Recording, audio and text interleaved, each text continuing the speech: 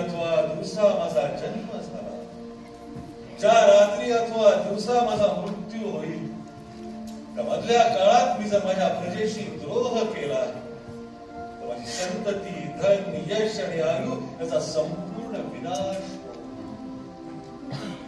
होती. ती शपथ आम्हाला असणे महामान्य, पण महामान्य आम्हाला तर संततीच नाही, त्यामुळे तिचा विनाश होण्याची शक्यताच नाही. धन, यश आणि आयु याचा विनाश होण्यासाठी आम्ही आमच्या प्रजेशी कोणताही द्रोह केलेला नाहीये.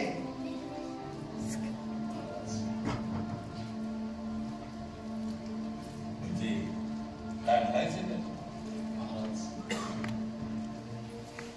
योगाचं कारण दुसरं, योगाचं रूपही दुसरं असू शकतं. मान्य, योगाचं कारण खूप दुसरं असू शकेल नाही कदाचित. मी तुम्हाला वारंवार धर्माशी आणि आमच्या हातबंदीची आठवण करून ठेवत आहात. एक गोष्ट लक्षात ठेवा, महामात्य म्हणून अमात्य परिषदेने तुम्हाला अनिर्बंध अधिकार दिलेत, पण प्रत्येक वेळी तुम्ही त्याचा गैरवापर करू नका. आणि मल्ल राज्याच्या विकासाची चिंता आम्हाला एवढं लक्षात ठेवा. महाराज, पण जर मक्तेदारच आपल्या आत्मप्रतिष्ठेला तडा जाण्याच्या भीतीपायी आपलं कर्तव्य पार पाडायला विसरत असेल तर आम्ही शांत राहू म्हणता.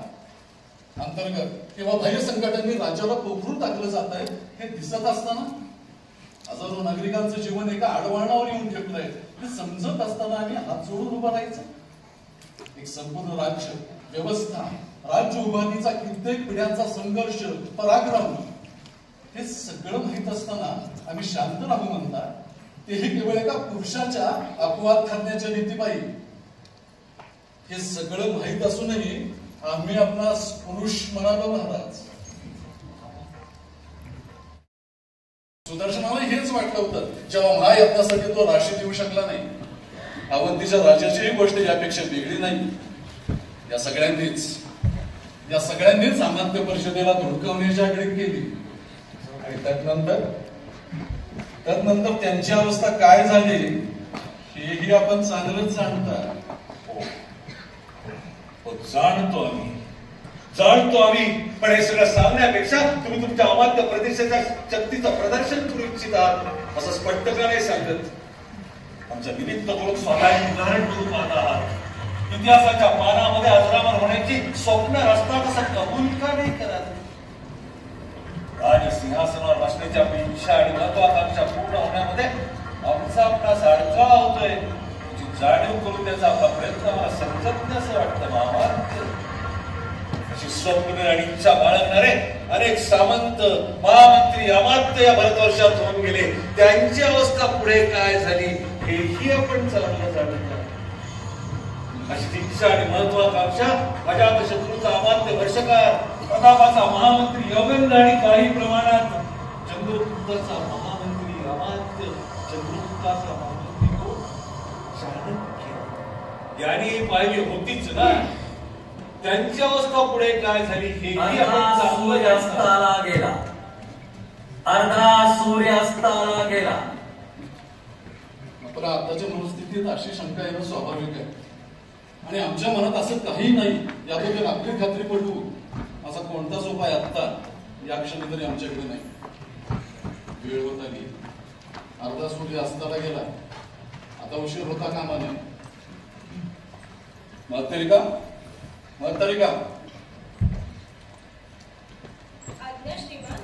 महादेवी तयार आहे? होय श्रीमान. त्यांना आमचा प्रणाम कर आणि सांग वेळेसाठी म्हणून.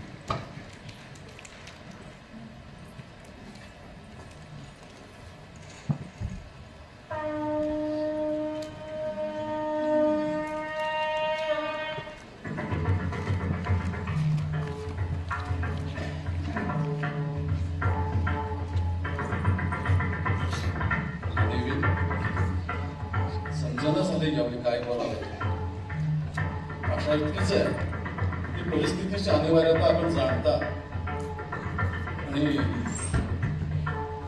आणि आमची व्यवस्था ही. जय महाराज.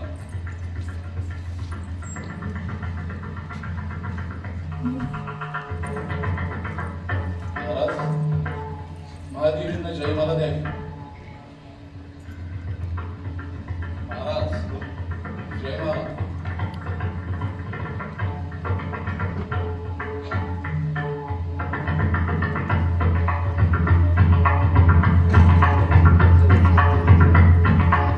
महाराज, आता मी जे म्हणेन ते माझ्या मागोमाग म्हणणार. महाराज्ञी शीलवती, महाराणी शीलवती. मी मल्ल राज्याचा अधिपती आणि तुझा पती. आता यातून सुटका नाही शीलवती, आता यातून सुटका नाही. मी तरी काय करू सांगा ना राजन, काय करू?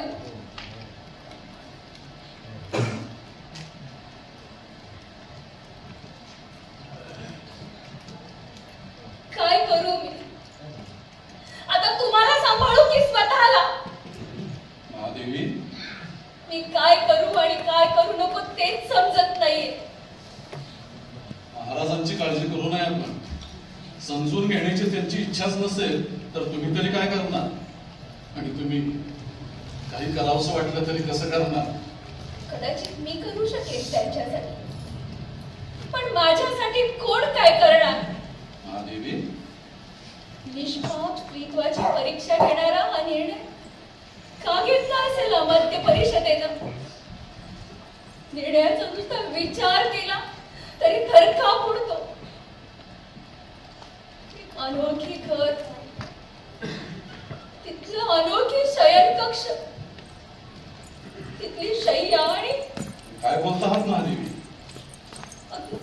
अगदी पहिलीच भेट आणि त्या एकुलत्या एका पहिल्या भेटीतच सर्वात नाजूक संबंध, निकटतेची परिसीमा अंतिम.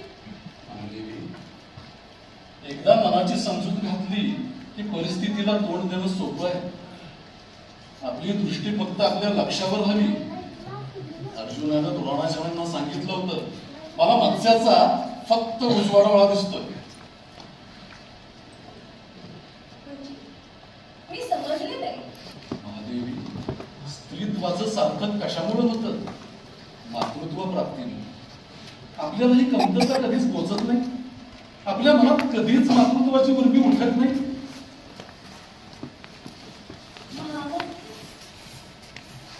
महामत्य वाटतं आम्हालाही की अंतपुरात एक गोजीरवाणा जीव किलबिलाट करत इकडून तिकडे धावावा.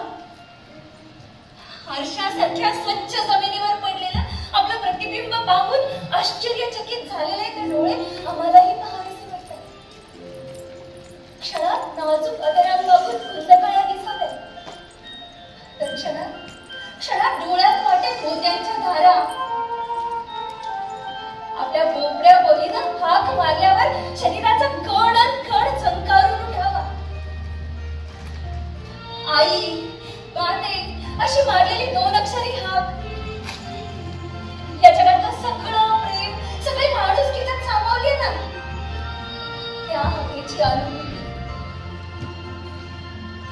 अंधाराची भीती वाटते म्हणून घट्ट मारलेली मिठी. मौशार स्पर्श. जगातल्या सगळ्या सुगंधांना एक केलं ना तरी तुलना न होऊ शकणाऱ्या त्या ओले त्या जावळाचा सुगंध.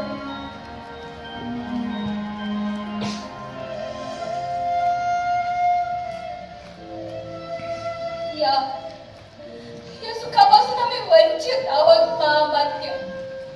आम्ही वंचित आहोत, पण त्यासाठी करावं लागणारे हे अग्निदिव्य आम्ही कसं सहन करू? तुम्हीच सांगा महामात्य, कसं सहन करू? क्षमा असावी महादेवी, पण भावनेच्या दोन्ही तीरांवर आपण एकट्याच आहात. पतीकडून मिळणारा सुखाचा एक अभाव तर भरून येणं अशक्यच आहे. आता क्षमा करा, कटू वाटेल, पण खरं तर आपल्या समोर एक असा मार्ग आहे की जिथं कोणत्याही मर्यादेचं उल्लंघन न करता एक अनमोल ठेवा मिळवण्याचा मार्ग, कमतरता अगदी सहज दूर करण्याचा मार्ग. पण तरी खूप कठीण आहे हा मार्ग. प्रश्न फक्त एका रात्रीचा आहे असा विचार करून मन घट्ट करावं महादेवी. सूर्यास्ताबरोबर जात आहात, सूर्योदयाबरोबर परत या. एक पुरुष म्हणून, अमात्य परिषदेचे प्रमुख म्हणून हे सांगणं खूप सोपं आहे. पण एका स्त्रीच्या दृष्टिकोनातून तुम्ही कधीच नाही का पाहू शकणार महामात्य? मान्य आपलं म्हणणं मान्य मानेल, पण थोडा वेळ असा विचार करा की एका सुंदर अनुभूतीतून पार पडून एक औपचारिक अनुभव, एक गरज, त्या क्षणांपुरतं, त्या काही क्षणांसाठी स्वतःला साफ विसरून जायचं, घट्ट मिटायचे, कान बंद करायचे, अगदी वितळून टाकायचं शरीर, पंचेंद्रिय अच्छेदन करायचे, निर्जीव झाल्यासारखे, आणि मिटल्या डोळ्यांसमोर आणायचा फक्त भविष्यकाळ.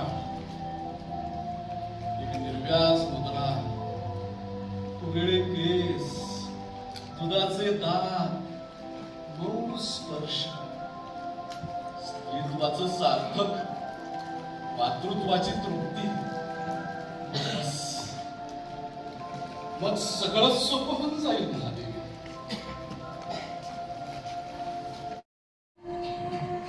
आम्ही गुरुकुलात आणि अमात्य परिषद राज्यकारभार चालू. तारुण्यात पदार्पण करताना मला राजधानीत बोलवलं गेलं आणि मग राज्याभिषेक. वर्षामागून वर्ष जात होत, सगळं काही सुरळीत चाललं होतं. आणि एक दिवस विषयाला आमच्या विवाहाचा शोध सुरू झाला. काही दिवस उलटले आणि एक दिवस राजज्योतिषाने आम्हाला सांगितलं की आमची कुंडली राजघराण्यातल्या कुठल्याच ज्योतिषी जुळत नाही. निराशा, पुन्हा शोध सुरू. वर्षामागून वर्ष गेली, दिवसही जात गेले, पण एक दिवस आमची कुंडली जुळली. जिच्याशी जुळली ती एका गरीब दरिद्री कुटुंबातील. तिचा विवाह आधीच निश्चित झाला होता, पण अमात्य परिषदेने तो मोडून काढला, होऊ दिला नाही. तिच्या आणि आमच्या वयातला अंतराचा अडथळाही अमात्य परिषदेने मोडून काढला. विवाह निश्चित झाला, तयारी सुरू झाली. विवाहाचा दिवस जवळ यायला लागला. आम्ही अस्वस्थ झालो. आम्ही राजवैद्याला सांगितलं की आम्ही निर्वस्त्र नग्न युवतीची कल्पना करतो, पण आम्हाला काहीच होत नाही. कोणतीही स्त्री पाहिली तरी आम्ही थंडच असतो. तिने आमची चिकित्सा केली, परीक्षा केली. आम्ही सांगितलं की विवाह याच्यावरचा उत्तम उपाय असू शकतो. जेव्हा माझी पत्नी सहचारिणी म्हणून माझ्या सोबत असेल, तेव्हा माझा एकटेपणा ती दूर करेल, माझी प्रत्येक त्रुटी दूर करेल, माझ्या प्रत्येक अभावावर मात करेल, गेलेला आत्मविश्वास, गेलेलं पौरुषत्व परत मिळवून देईल.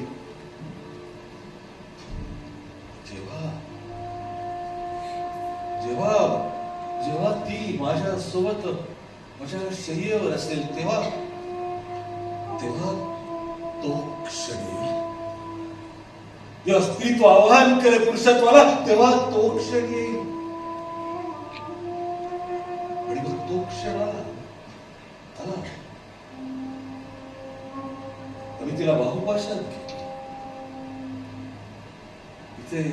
तिचे सुंदर डोळे, तिच्या लाल चुटूक आदरांवर आम्ही चुंबनाचा वर्षाव करत राहिलो. अंगातलं रक्त सळसळलं, श्वासोश्वास वाढला.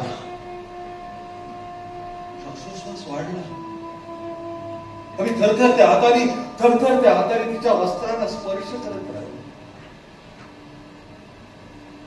तिचं ते तरुण शरीर, तिला त्या स्पर्शाला आम्ही स्पर्श करत राहिलो. हृदयाची स्पंदनं वाढली, अंगातली नस पेटून उठली. जणू काही सगळं आतल्या आत तुटून जात आहे का काय असं वाटायला लागलं. आणि मग खरंच तो क्षण, खरा तो क्षण. पण मग पुढं काय आम्ही आमच्या शरीराला, आमच्या नपुंसकत्वाला, आमच्या पुरुषत्वाला विचारत नाही. पुढं काय असतं, पुढं काय. आणि उत्तरादाखलांच्या समोर येत राहिला फक्त अंधार,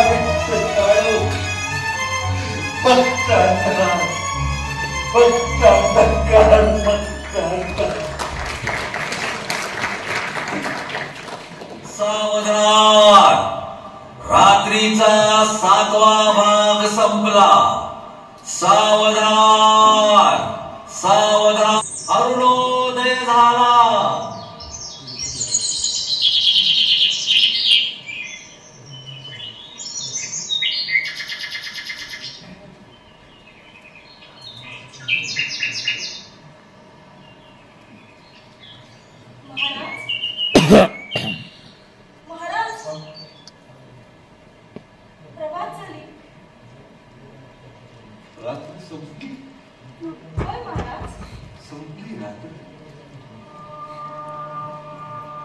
राजद्वारावर महादेवींची प्रतीक्षा करतात.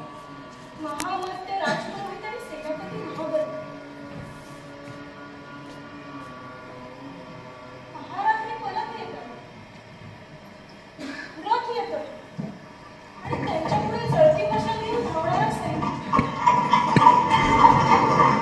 महाराणी असूर्य स्पर्श आहे, असूर्य स्पर्श.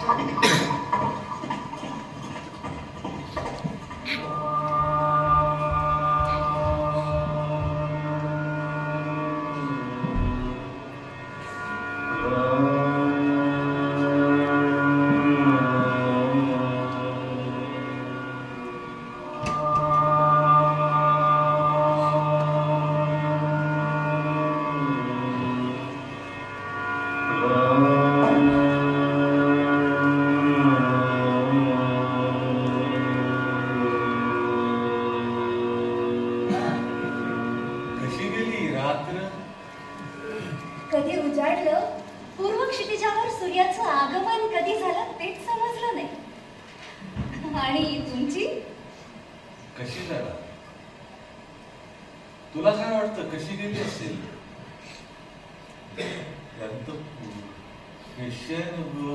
हा प्रासाद, त्याच्या भिंती आणि हे गवाक्ष साक्षी. रात्र कशी गेली? सूर्योदयाच्या अंतिम किरणाबरोबर तू गेलीस आणि सूर्योदयाच्या प्रथम किरणाबरोबर परत झालीस. संध्याकाळ, रात्र, पहाट आणि रात्रीच्या जीव घेण्या आठवणी, मदिरेची आणि महत्तरिकेची साथ.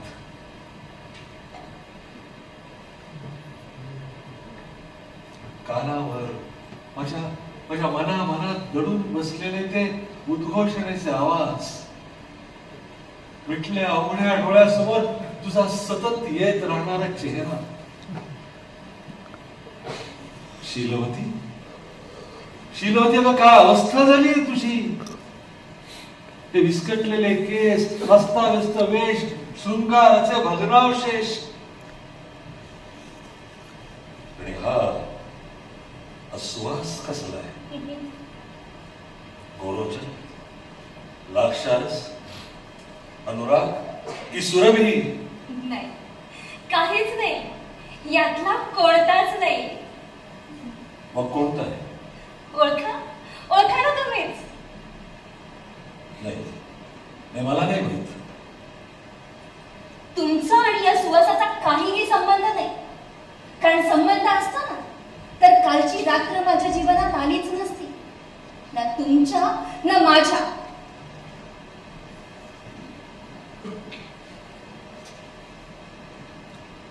कोणता सुवास? बस पुरे झाला आता.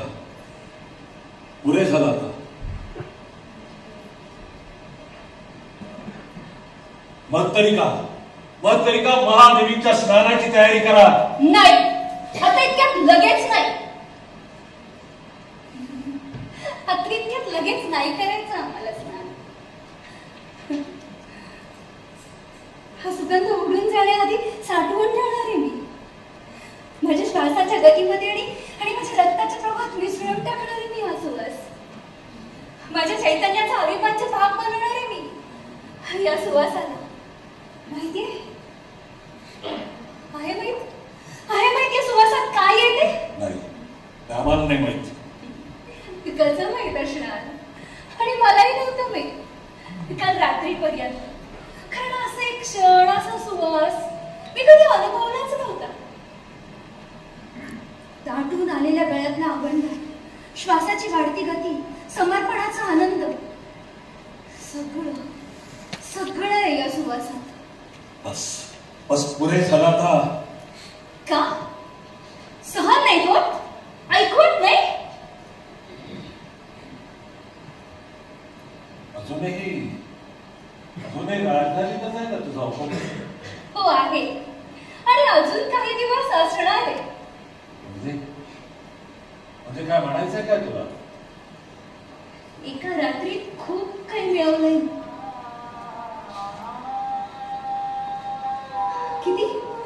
किती अपार सुख देऊ शकतं हे सगळे. हे मला कधी जाणवलंच नाही. दिवसांमागून दिवस, महिन्यांमागून महिने, वर्षांमागून वर्षे, तोच प्रातःकाल, तेच लेपन, तेच स्नान, तीच संध्या, तीच चित्रकला, तेच गायन, सायंकाळी कधी सभा, समारंभ, नृत्याच्या कार्यक्रमाला उपस्थिती, रात्रीचा भोजन आणि अपेक्षा भंग होणार हे माहीत असूनही शयनगृहात प्रवेश. माझी दिनचर्या कधीच बदलली नाही. ना दिवसा ना रात्री. निद्रेची आराधना करत रात्र कधी सरायची ते कळायचंही नाही. ती आपोआप सरायची. कारण मला कोणी रात्रभर पाटेपर्यंत हट्टानं जागवलंच नाही की मी निद्रेनं जड झालेले डोळे अर्धवट उघडे. आता पुरे ना, अशी कोणाची मनधरणीही केली नाही. उशीमध्ये तोंड खुपसून प्रहर कोणाशी संभाषणही केलं नाही. रात्र अशीच जायची, सुनी, निशब्द.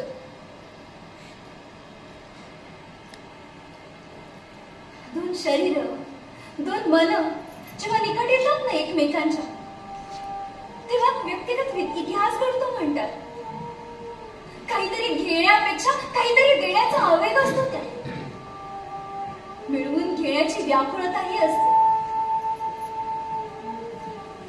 पण असं काही कधी घडलंच नाही माझ्या आयुष्यात. ऋतून मागून ऋतू गेले. ग्रीष्म, हेमंत, वसंत, शिशिर, परिवर्तन होत गेलं ऋतूंचं. पण माझ्या आयुष्यात काहीच बदललं नाही. खरंच एवढंच असतं ऋतूंचं परिवर्तन आणि बदलणं? का असतं आणखी काही? वेगवेगळ्या ऋतूंचा पती पत्नीच्या नात्यांशी नसतो काही संबंध? तो नाही बदलत, नाही स्पर्श करत त्यांच्या नात्यांना, उत्कटतेला? का नाही होत बदल त्यांच्या व्यक्तिगत आयुष्यात, त्यांच्या नात्यात?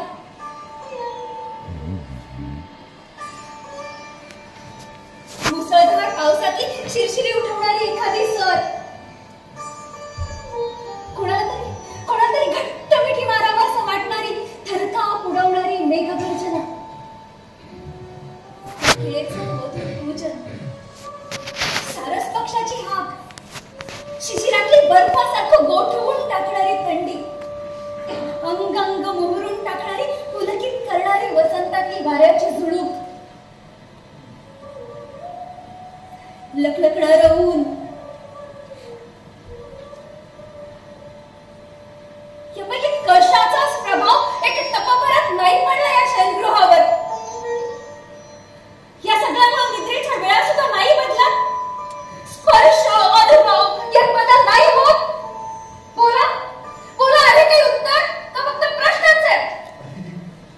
नाही माहित काही, नाही माहित.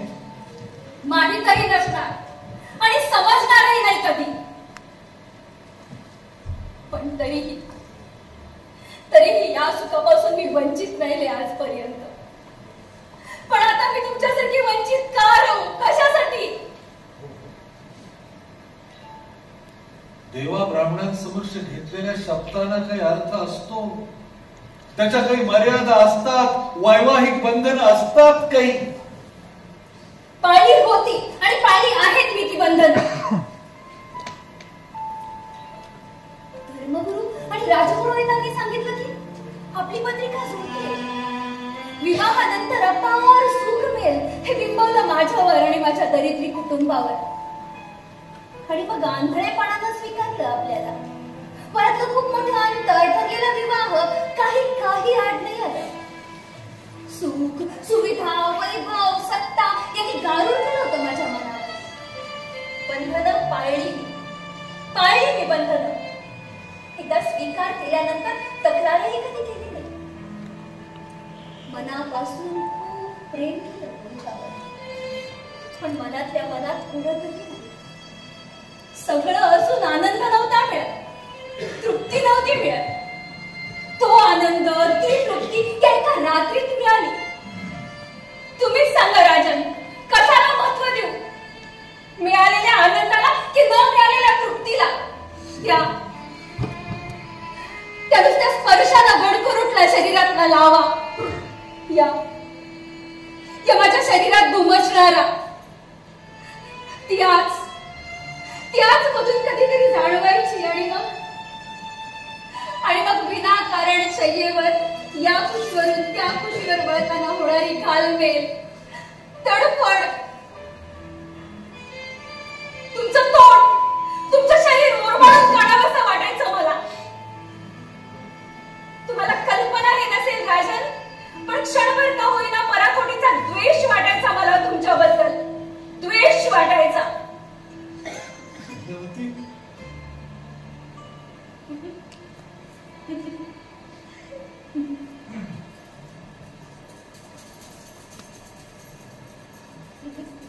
खूप अनुभवी आहेत माझे उपपती. शीलवती बरोबर समजतं त्यांना कधी कुठं आणि काय करायचं ते.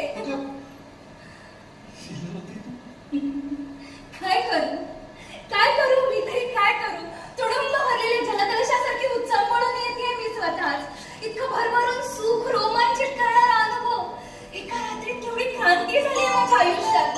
सगळा इतिहासच बदलून गेलाय माझा, माझ्या मनाचा, माझ्या शरीराचा. हा अनुभव सांगायलाच हवा कोणाला तरी. हा आनंद कोणावर तरी उतरून द्यायला हवा, कोणाला तरी चिंब करून टाकायला हवा. या आनंदाने काय करू? कवितेला सांगू की मालिकेला? भविकेला सांगू की मतदारिकेला? मतदारिके.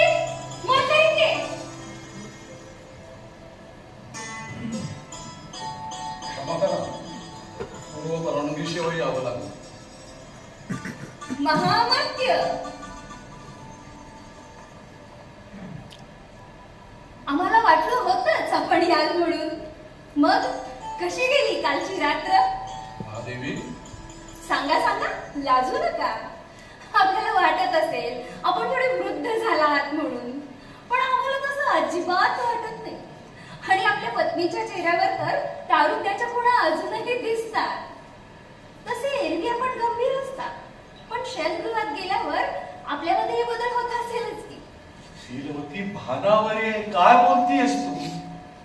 मर्यादेचं उल्लंघन करू नये राजीबिंदी. पुन्हा तेच शब्द घासून गुळगुळीत झालेले. महामात्य, राजपुरोहितांना विचारलं की नाही कालच्या रात्रीबद्दल?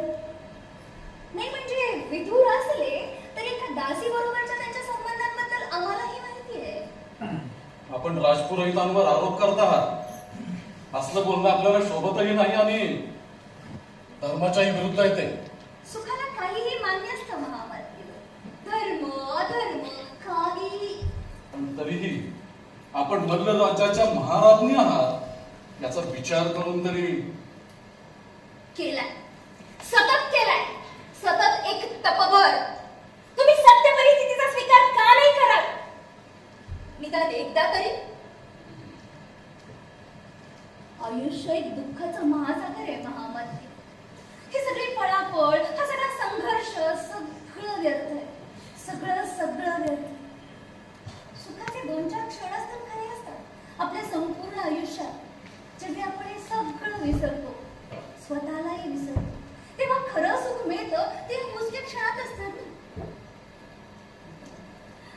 आणि आम्ही असं वेगळं काय बोललो महाअमात्य की तुम्ही ते मनावर घ्यावं? संसारात आचरणाचे काही नियम असतात महादेवी. दोन व्यक्तींच्या संबंधातही एक सीमा ठरली